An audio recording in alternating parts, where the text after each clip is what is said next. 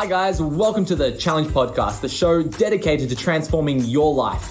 I'm Coach Steve. And I'm Coach Helen, and we're excited to bring you the best information on exercise, nutrition, mindset and health. Let's get on with the show.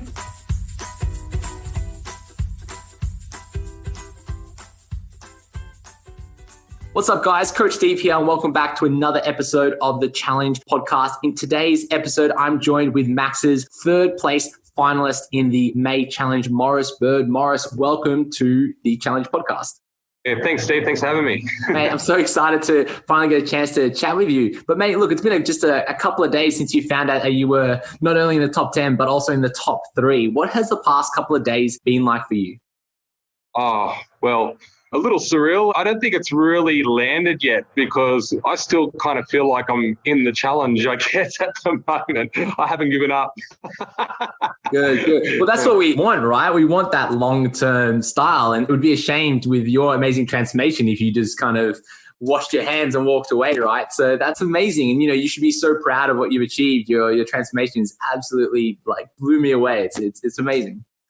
Yeah, it was, I certainly put the hard yards in on that one, that's for sure. I've completely trusted the plan, much to my not to my instincts, I guess, I might say, because, I've had training in the past and done things a certain way. So, giving up that freedom to do it as I would normally and sort of trust in the program, it's really taught me a lot, that's for sure. Yeah. Well, we might touch on that in a little bit. But mate, Morris, do you want to start off by telling us a little bit about yourself? Maybe where you're from, what you do for work, and, who is Morris? Yeah, so I am 35 years old, turning 36 this year. Not looking forward to that, but I'm a father of 3 children. I'm married to a beautiful woman. And what else is new with me? I work as a general assistant and I do clerical work as well. So that's at a high school I do this at. And in between that, I try and find the time to train, I guess. Right, busy man. Well, mate, let's start off by talking about why. Why did you choose to start the May Challenge? Well, it came from a recommendation. So my cousin, Stephen Bird, you may know of him. He's up to his 3rd challenge now. Mm-hmm. And Steve was always egging me on to do it. And my brother actually participated in the last challenge. And they were both trying to egg me on to do it. And I said, well, look, all right, I'll give it a go. I'll give this thing a go. But we were kind of all competitive against each other. So, we were trying to sort of spur each other on. And we were all a bit competitive like that. And I think it really helped in this challenge for sure. Yeah. Awesome. Well, man, we do find that the sense of competition, helps us to drive us further and harder, right? Some people feel the competition is overwhelming, but then others really thrive in this competitive environment. And it's amazing that you had your brother and your cousin all doing the challenge together. And I can imagine the little banter between you guys. Oh, there certainly was. Yeah. There certainly was. Yeah. Well, okay. What was it like when, you found out that you were in the top 3 and, they weren't in the top 3? What was that like?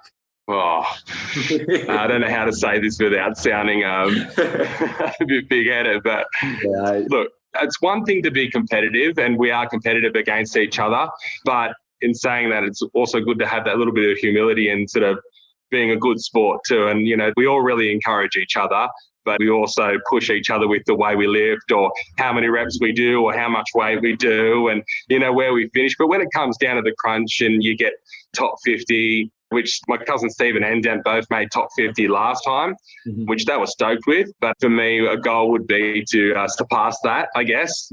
So, to surpass the top 50 was that one up on them. But again, they were all real proud. Yeah, good sportsmanship. It's a good win. Yeah, that's right, yeah. Well, Morris, mate, let's talk about some challenges. So you, of course, would have faced some of your own unique challenges to complete the challenge. So can you speak us through about, some things you had to overcome to achieve the amazing result that you did? Yeah, well, I think firstly, one thing that I before taking on the challenge, I did speak to my wife.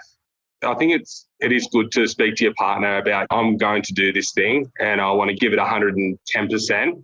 So these are some of the things that we may have to overcome. Like, for instance, I'm not going to want to be going out to dinner and eating at burger places or socializing in those situations, drinking, things of that nature. I don't really drink anyway, but, I just didn't want to be in that environment. So I think controlling your environment is one factor in it, I think. And that was really hard because to do that, you can be a little bit antisocial, I guess, going out, having that pizza or doing that thing. But that was my way of sort of getting around that, was sort of saying, well, look, I'm going to join this challenge.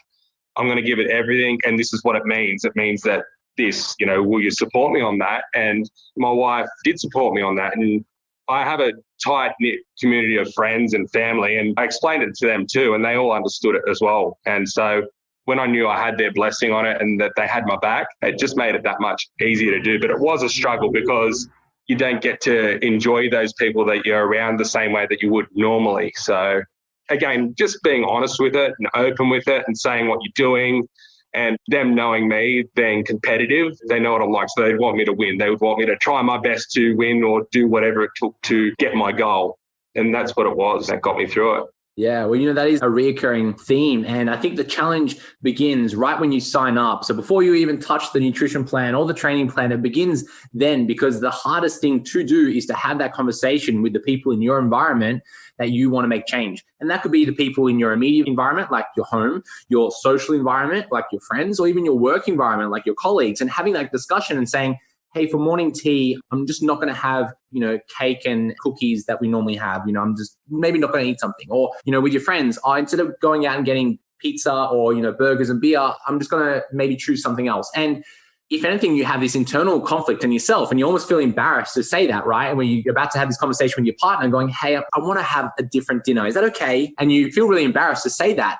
But what ends up happening is on the other side of that fear is, lots of support, where the other person that you're afraid to talk to is really open and going, yeah, that's totally fine. Like, there's no issue around that.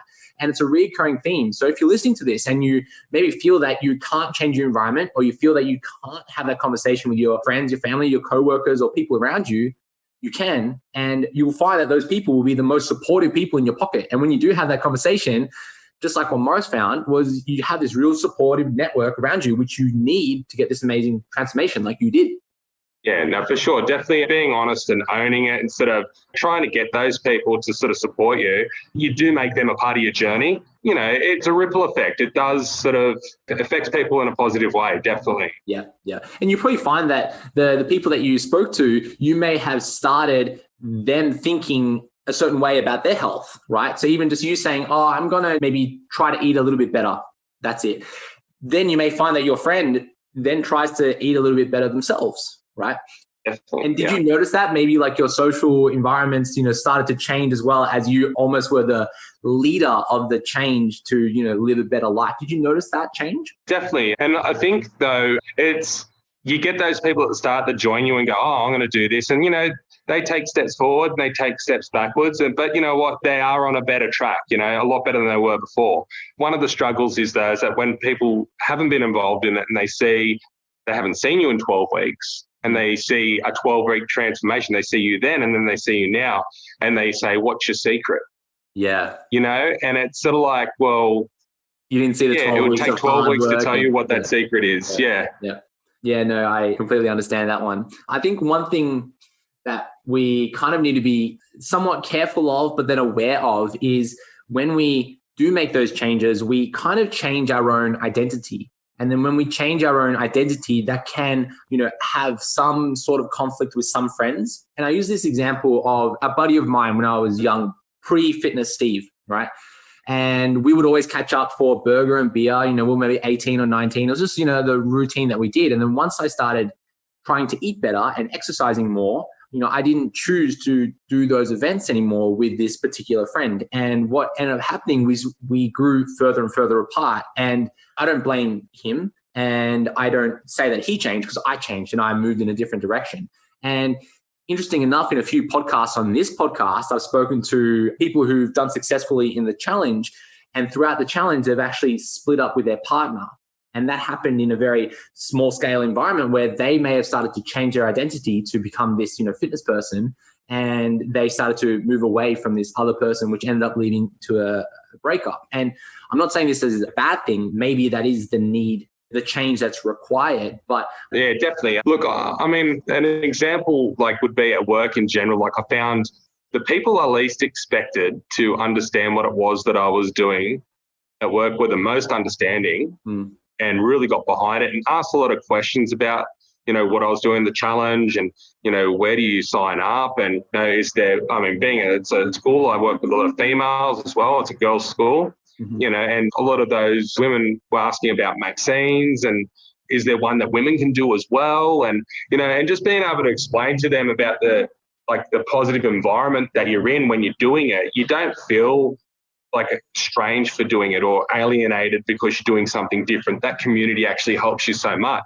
Yeah. But the people that I would normally have socialized with at work, I've got thick skin, but I found them sort of teasing the idea of it, or you're going to get a tan, or you're going to flex your muscles, or get down to your Speedos and blah, blah, blah. And is it a whole heap of you guys in a room together flexing your muscles and carrying on? But the more they went on with that, the prouder I became, because I just started to notice that it wasn't actually them teasing me. They were just showing me their envy in what I was doing. And those same people now, I've noticed, have made a change and they've gone back to doing routines that they were doing before. One in particular is a surfer and he hasn't surfed in years. And now he's back surfing and doing all this physical activity that he used to do again, So it's sort of, he may not have got on the Max's train and done what I've done, but I think it spurred him to do something active with himself, So yeah, I think sometimes we do need to have that thick skin, right? Because when we do have that change,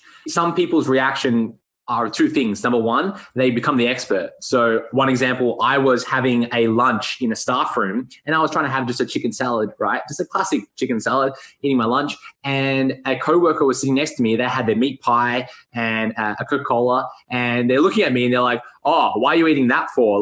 You're just going to eat rabbit food all the time? You should be eating more food. And they were almost trying to be the expert to me. I was like, okay, sure. Yeah. And then the other response that people have is almost in a way like envy, like you said, a little bit of jealousy. And it comes off as almost like a little bit of teasing, right? And I think that if you start to get teased for your transformation in a light way, as in a little bit of banter or, oh, you got to go get a tan and flex your muscles, or that kind of highlights that, one, maybe other people are jealous. And then two, people are noticing your transformation, which I think is just hey, this is actually nice. People are noticing me. And the only way they can react is to validate that they're jealous, and they go, oh, well, maybe if I poke holes at this person, I chop him down a little bit, maybe I can feel better about myself. And okay, maybe that's not the best way to think about human psyche, but with your own transformation, people are going to respond that way and need to have this thick skin slightly and go, hey, it's fine. These people are just jealous. I'm going to do me, right? And that's okay, right?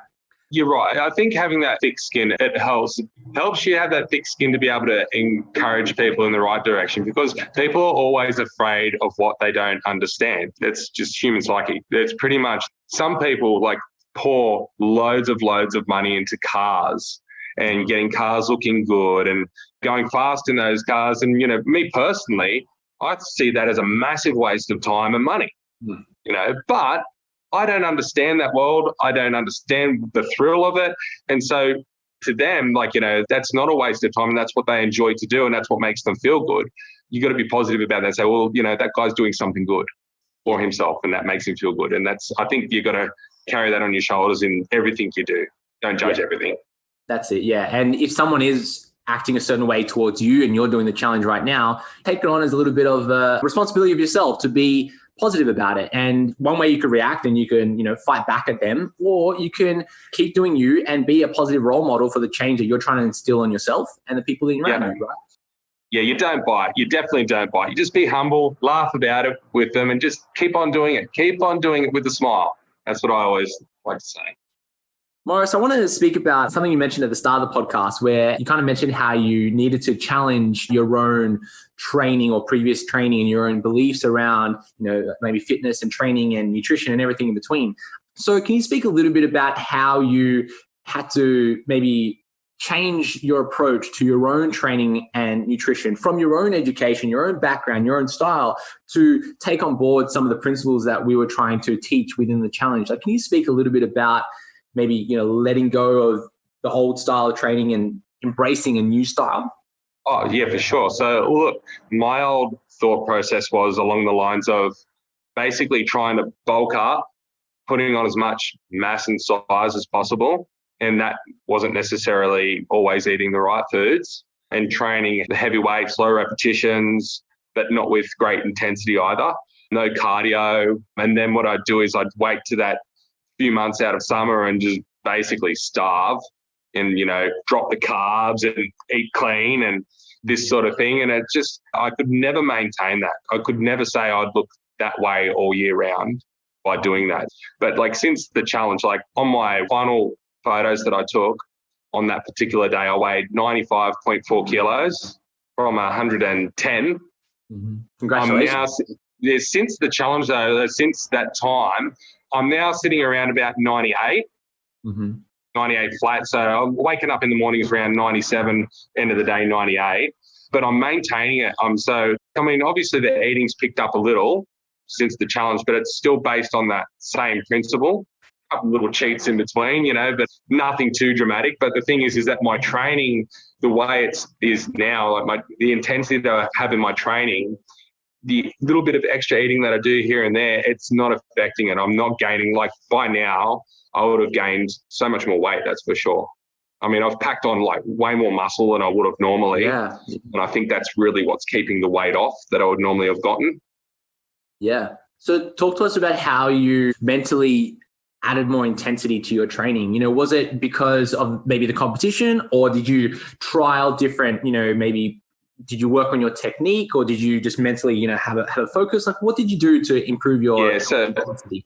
So basically with my training where I would look, like I said at the start, before the challenge, I made a decision that I was going to just go at this thing full ball as hard as I could. So that meant where I would do 3 sets of an exercise normally, I did 5. Mm-hmm. Where I would do heavier weight, I decreased the weights and worked on my technique and worked on my endurance because that was a weak point for me. I mean, I could always lift really heavy.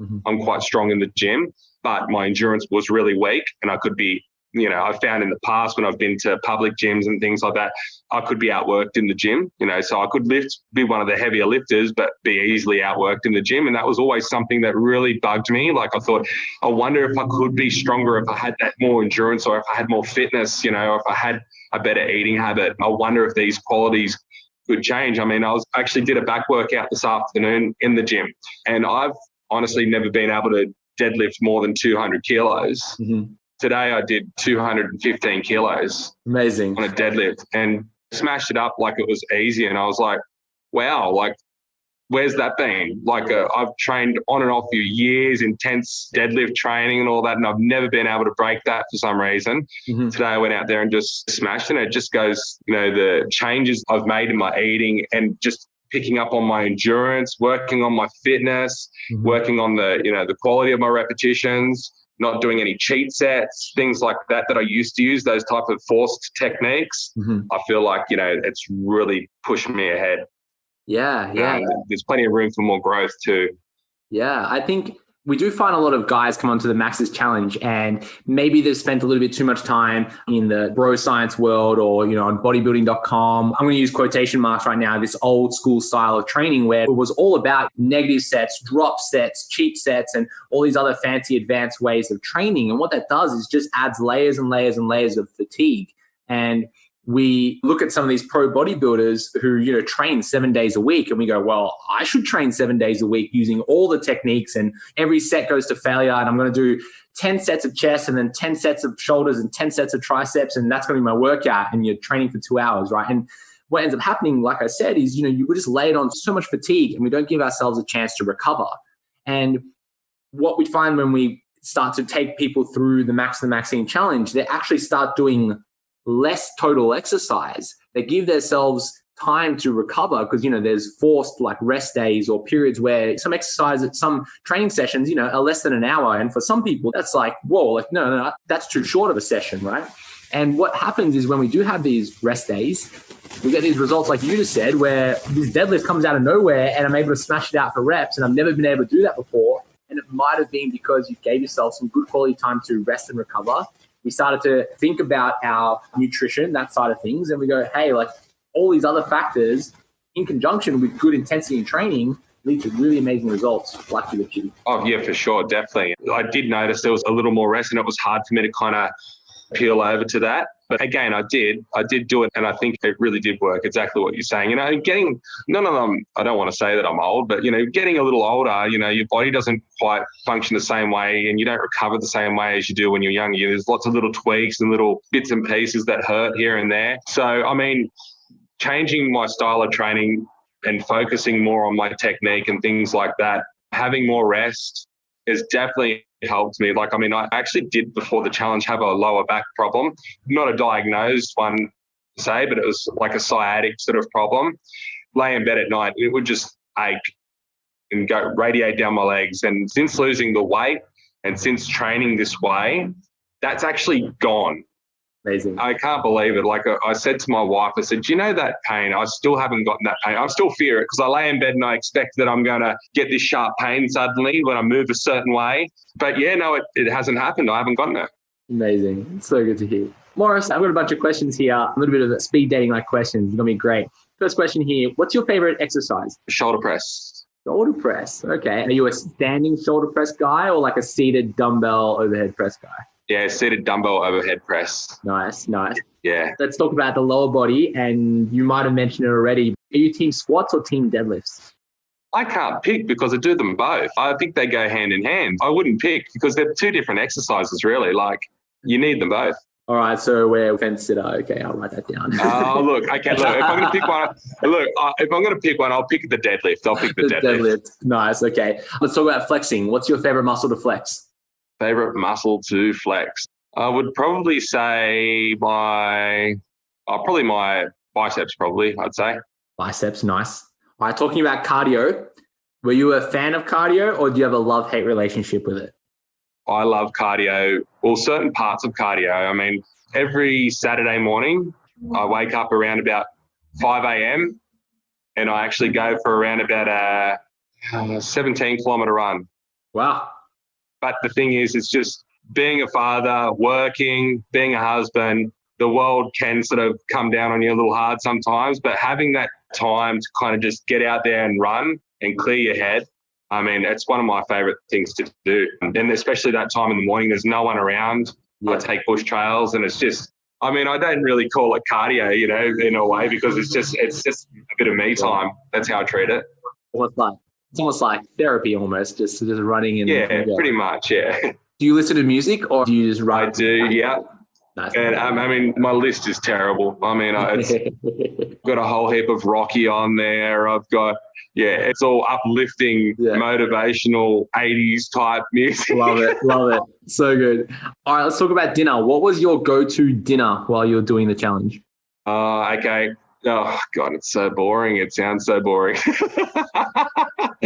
No, I did the spinach, the broccoli, sweet potato, brown rice with chicken breast. Quality. I'm telling you, I was that clean the whole time. No, so good. All right, let's talk about the protein powder. What's your favorite flavor of protein powder? I like salted caramel. Ooh, okay. Love salted caramel. That was one that I happened to really enjoy. Yeah. That's so good. All right, look, let's finish up here with advice. So someone came to you and was like, Morris, your transformation is amazing. I want to get fit and healthy as well, or I'm about to start the Max's Challenge. What advice would you give someone who's about to begin that process, that journey? If you're thinking about doing the Max's Challenge, I definitely wouldn't enter it at a 50% mindset. Mm-hmm. Is to have a 100% mindset to say, yeah, I'm going to do this. I don't care what people are going to say about me doing this. I'm not going to let the world around me distract me from my goal. Mm-hmm. And I'm going to be selfish on this one. I'm going to take this time to better myself. But I mean, for me, a lot of this competition is about bettering myself, but, you know, it was also fueling my competitive nature as well. I've got to say, I wanted a good result. I wanted to place really well in this competition, and I really took it serious, you know. So to say that I wasn't trying to win this competition would be a lie. I was definitely going hard out. So there's nothing wrong with being competitive, but be a good competitor.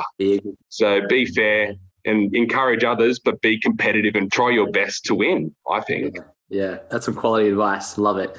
Morris, let's wrap it up there, mate. I want to thank you so much for donating some of your time to be part of the Challenge podcast. And once again, a huge congratulations on an amazing result. And I'm sure that you will continue to inspire so many people within your own circles and then within the bigger Max and Maxine circles to live a healthier and better life. So for that, I thank you. And once again, a big congratulations. Thanks very much, Steve. Thanks for having me.